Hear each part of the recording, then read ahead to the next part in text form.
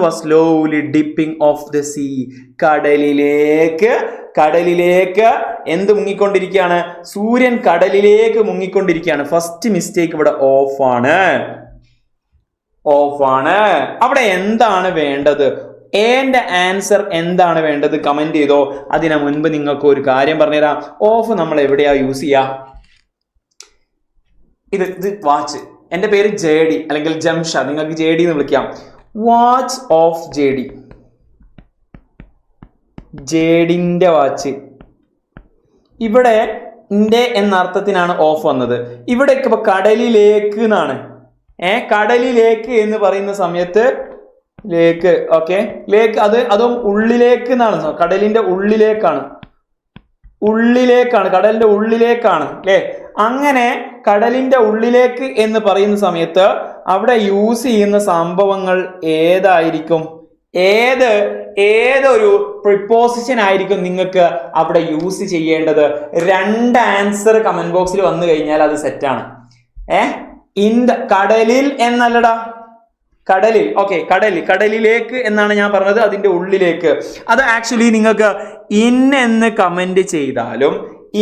Comment ചെയ്തവരും അതുപോലെ തന്നെ into എന്ന് കമന്റ് ചെയ്താലും അത് റെഡിയാണ്, അത് സെറ്റാണ്. ശരിക്കും എക്സാക്ട് ഏറ്റവും പെർഫെക്റ്റ് ആൻസർ എന്ന് പറയുന്നത് ഇൻടു ആണ്. പക്ഷെ എന്ന് പറഞ്ഞതും ഓക്കെ ആണ്. ഞാനൊരു ടീച്ചർ ആണെങ്കിൽ ആ കൊടുത്താലും അതിന് ആൻസർ കൊടുത്താലും ഞാൻ എന്താക്കും? അതിന് ശരിയിടും. കാരണം അത് ഓൾമോസ്റ്റ് സെയിം ആണ് അല്ലെ?